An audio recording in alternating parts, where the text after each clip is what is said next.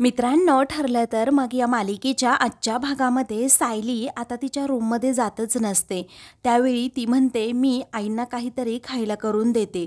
पण आता विमल म्हणते, सायली ताई नको, मी आहे ना, त्यांना जर काही हवं असेल तर मी करून देते. तेव्हा कल्पना देखील म्हणते, हो सायली, तू जा बरं रूममध्ये आणि कुसुम ताईंबरोबर छान मस्त अशा गप्पा मार. तेव्हा कुसुमसुद्धा या सगळ्यांमध्ये सामील झालेली असते. त्यामुळे ती सायलीला म्हणते, हो चल सायली, अगं आहे तिथे विमलताई, त्या करतील कल्पनाताईंसाठी काहीतरी.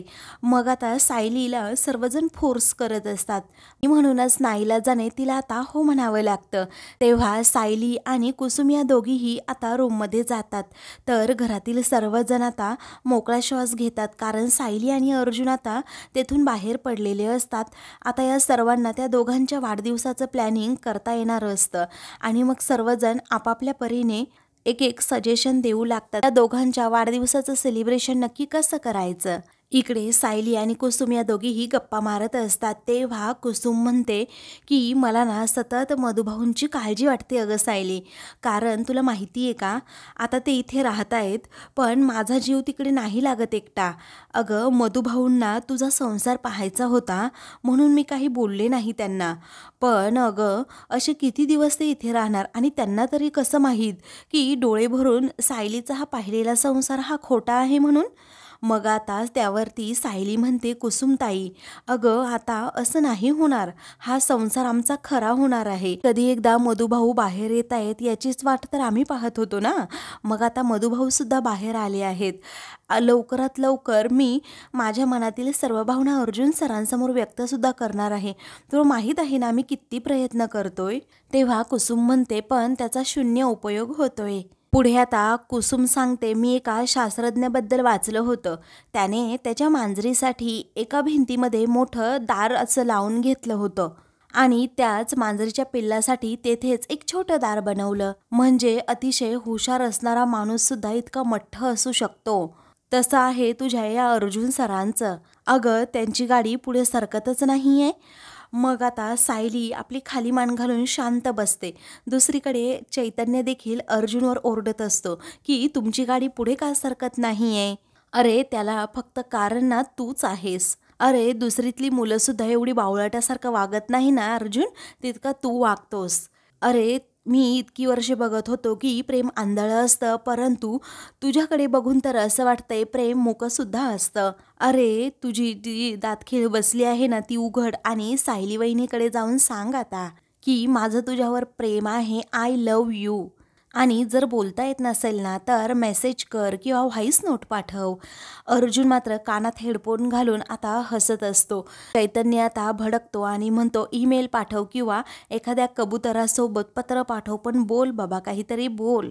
अरे तू सांग आता कुठलं ऑप्शन सिलेक्ट करतोस. अर्जुन मात्र आपलं गाणं ऐकण्यामध्येच गुंतून गेलेला असतो. चैतन्य आता त्याच्या समोर येऊन त्याला विचारतो, काय रे कुठलं ऑप्शन सिलेक्ट करतोस तू. अर्जुन कानातील ते हेडफोन काढतो आणि म्हणतो, काही बोललास का तू. तेव्हा चैतन्य मात्र डोक्यालाच हात लावतो. मग आता चैतन्य म्हणतो की नाही रे बाबा, मी ओठांचा व्यायाम करतो इथे बसून. तेव्हा अर्जुन म्हणतो, ग्रेट, एकदम ग्रेट हा. तेव्हा अर्जुन पुन्हा आता कानात हेडफोन घालून ते गाणं ऐकू लागतो. त्याच वेळी चैतन्य रागातच त्याच्या कानातील ते हेडफोन काढत विचारतो, काय रे, काय एवढं ऐकतोस तू. मग अर्जुन हसतो, लाजतो आणि म्हणतो की एक लव्ह सॉन्ग आलंय ते ऐकतोय मी. तेव्हा चैतन्याचा नाईलाज होतो. मग म्हणतो की चालू दे बाबा तुझं. मग अर्जुन ते हेडफोन घेऊन पुन्हा कानात लावतो, गाणं ऐकू लागतो. मग चैतन्य म्हणतो, सायली वहिनी आता काय करायचं ना ते तुझं बघ बाबा, कारण तुझा हा निरुपयोगी नवरा आहे ना, हा आयुष्यभर दुसऱ्यांची लव्ह सॉन्ग ऐकत राहील. त्याचं स्वतःचं लव्ह सॉन्ग तुला कधी गाऊन दाखवेल असं मला वाटत नाही.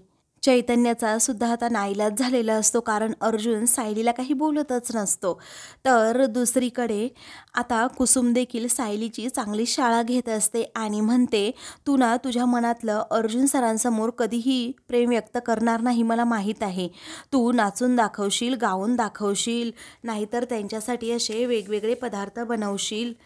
अगं जग कुठे चाललं आहे आणि तुम्ही हे काय करताय. तेव्हा सायली आता म्हणते, कुसुमताई आपल्याला ज्या जागी पोहोचायचंय ना तिथे पोहोचण्याची एवढी घाई कशाला. अगं प्रवासाची गंमत नाही का घ्यायची. अगं कुसुमताई, मला आत्ता जे मनात वाटतंय ना ते खरंच खूप सुखद आहे गं. आणि मला जे मनात त्यांच्याबद्दल वाटतंय ना ते असं शब्दात सांगता येणार नाही.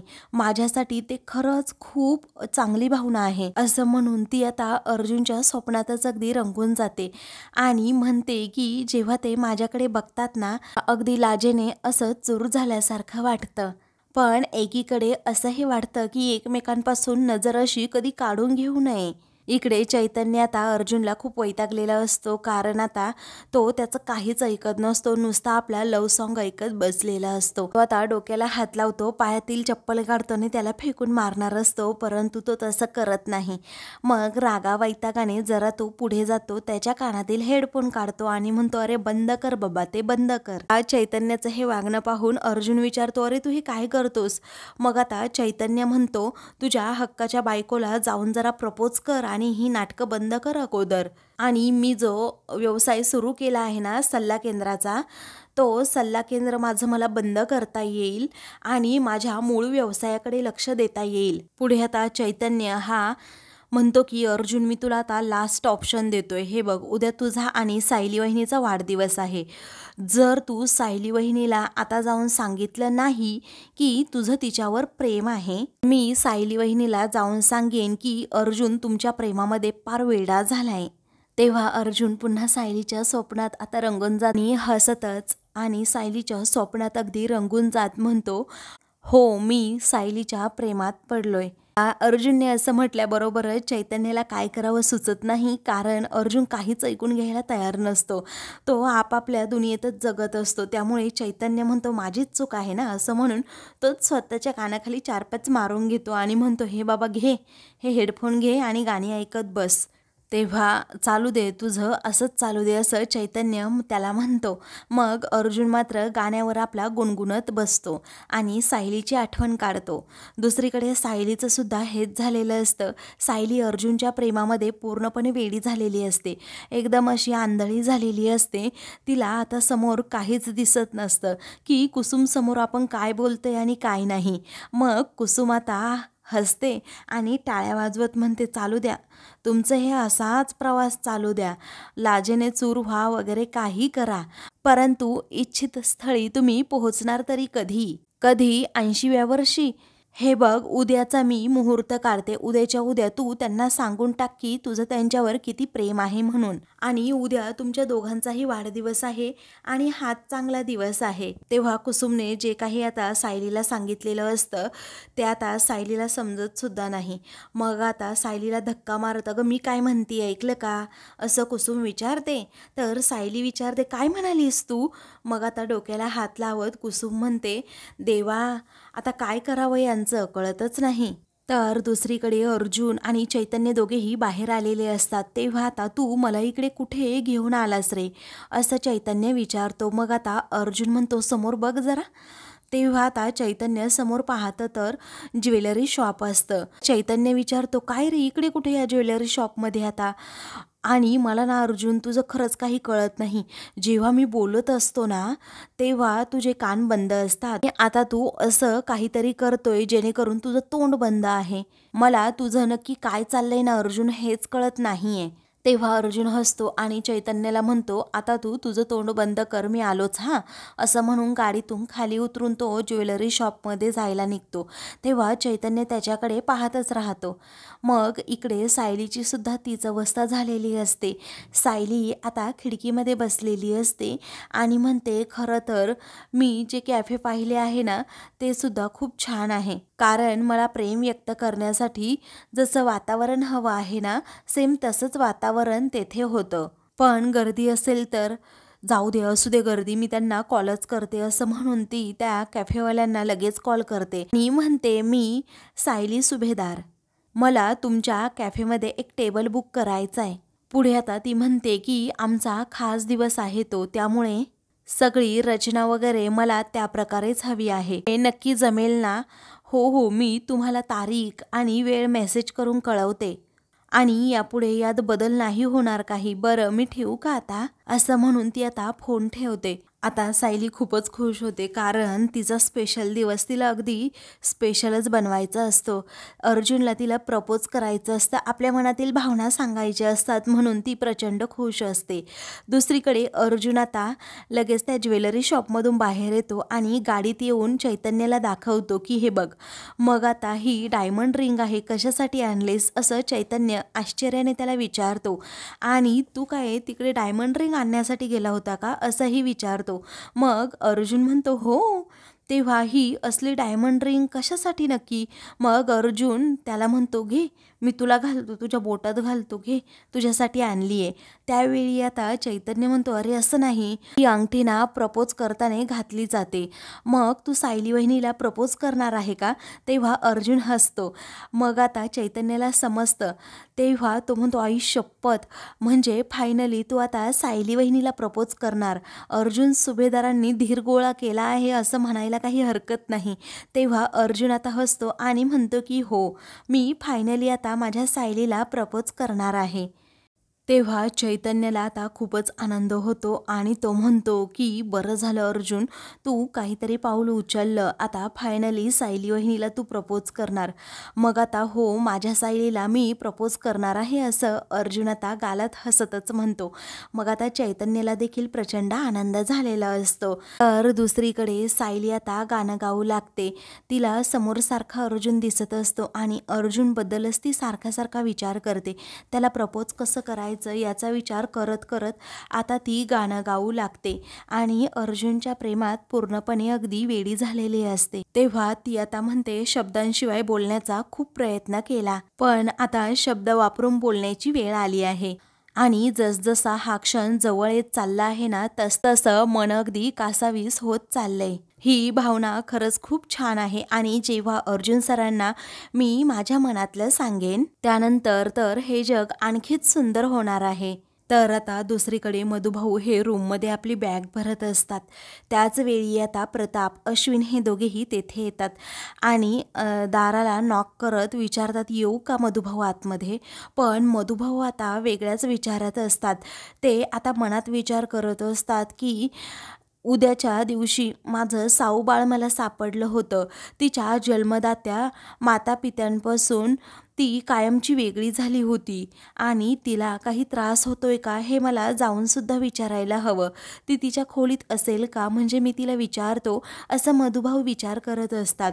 त्याचवेळी आता प्रताप आणि अश्विन एकमेकांकडे पाहतात की मधुभाऊ एवढ्या कोणत्या विचारात गुंग झाले असतील. मग पुन्हा एकदा दार वाजवत ते विचारतात येऊ का मधुभाऊ. हसतच मधुभाऊ आता म्हणतात हो या ना, हो प्रतापराव या, आणि स्वतःच्याच घरात कसली अशी परमिशन मागताय. मग आता प्रताप म्हणतो अहो, हे घर स्वतःचं जरी असेल ना तरीही ही रूम तुम्हाला दिली आहे ना, सध्या तुमच्या हक्काची रूम आहे ही, आणि मग तुमची परवानगी तर घ्यायलाच हवी. तेव्हा ही माझी नाही हो, पाहुण्यांची खोली आहे असं मधुभाऊ नम्रपणे म्हणतात. आणि पाहुण्यांकडे कधीही परवानगी मागायचीच नसते. तेव्हा अश्विन म्हणतो घ्या आता, पाहुण्यांना काम सांगायचं नसतं, आता आली का पंचायत. तेव्हा प्रताप म्हणतो मग काय, आता हे सायलीचे बाबा आहेत म्हणूनच आपण हक्काने यांना काम सांगायला आलो. पण हे तर पाहुणे निघाले, चल आता अश्विन आपला, मग काय करतो आता. ते दोघेही जायला निघतात. तेव्हा मधुभाऊ आता त्यांना अडवतात आणि विचारतात काय काम आहे सांगा ना मला. तुमचा मुद्दा माझ्यापर्यंत पोहोचलेला आहे. मी पाहुणा नाही, तुमच्या हक्काचा माणूस आहे बस. तुम्ही हक्काने मला काम सांगा, झालं तर मग. त्यावेळी आता सायली आणि अर्जुनचा वाढदिवस आहे ना, त्यामुळे आम्हाला त्याचं सेलिब्रेशन करायचं आहे आणि त्यासाठी आम्हाला काही फोटो हवे आहेत. मग तुम्ही एक काम करा, सायलीकडे जा आणि तेवढे फोटो घेऊन या बरं. तेव्हा मधुभाऊ म्हणतात असं आहे का, पण तुम्ही एक काम का नाही करत, तुम्ही स्वतः का नाही आणत तिच्याकडून ते फोटोज. मग आता आम्ही जर गेलो ते फोटो मागितले तर सायली वहिनीला लगेच संशय येईल की आम्ही काहीतरी सरप्राईज प्लॅन करतोय, आणि सरप्राईज असतं ना मधुभाऊ, असं जर ते रिव्हील केलं तर त्यात मजा नाही येणार ना, आणि आम्हा दोघांनाही सरप्राईज द्यायचं आहे. त्यावेळी आता मधुभाऊ म्हणतात असं आहे का, बरं ठीक आहे, मी सायलीकडे जातो आणि त्यांच्या दोघांचे लहानपणीचे फोटो घेऊन येतो. त्या निमित्ताने मला माझ्या लेकीच्या आणि जावयाच्या आठवणीत तरी रमता येईल. मग आता प्रताप म्हणतो हो बरोबर आहे, मी आता जातोच आणि सायलीकडून ते फोटो घेऊन येतोच. असं म्हणून आता मधुभाऊ लगेच जायला निघतात. तेव्हा आता ठीक आहे असं प्रताप म्हणतो. मग पुढे आता अश्विन म्हणतो मी लॅपटॉपमधील सर्व फोटोज आता काय करतो, माझ्याजवळ घेतो आणि एक मस्त असा व्हिडिओ एडिट करतो, म्हणजे उद्या आपल्याला कामी येईल. तेव्हा ठीक आहे प्रताप म्हणतो. तेव्हा हे तिघेही आपापल्या कामाला जायला निघतात. तेव्हा आपल्याला आता मोहिमेवर जायचं आहे असं मधुभाऊ म्हणतात. तेव्हा अश्विन आणि प्रताप हसत असतात आणि सर्वजण आपापल्या कामाला जातात. सायली तिच्या रूममध्ये अर्जुनची आठवण काढत आता बसलेली असते आणि गालात हसत असते. कधी एकदा आपल्या मनातील भावना ती व्यक्त करते असं तिला होत असतं. तेवढ्यातच साऊ बाळा अशी हाक मारत मधुभाऊ आता तिथे येतात. तेव्हा सायली खूप खुश होते आणि म्हणते काय मधुभाऊ या की या. तेव्हा सायली विचारते की एवढ्या पायऱ्या चढून तुम्ही वर का आलात, तुम्हाला दम लागला ना. मग आता मधुभाऊ म्हणतात हो. तेव्हा ती आता म्हणते बसा अगोदर इथे. त्यावेळी आता ते म्हणतात काही नाही ग, या तुझ्या मोठ्या महालामध्ये एखाद्या माणसाने हाक जरी मारली ना तरीही ती मधल्यामध्ये अशी विरून जाईल. त्यावेळी सायली आता हसते. मग पुढे आता मधुभाऊ म्हणतात माझ्या शरीराला सुद्धा अशी हालचाल हवीच ना. मग माझ्या मनात विचार आला की साऊबाळ कसं असेल आणि तिला भेटून यावं म्हणून मी इकडे आलोय. तेव्हा सायली विचारते बरी आहे का म्हणजे. मग आता मधुभाऊ म्हणतात उद्याचा दिवस जरा त्रासाचाच जातो ना तुला, आणि तुला जर इथे त्रास होत नसेल तर बरंच आहे मग.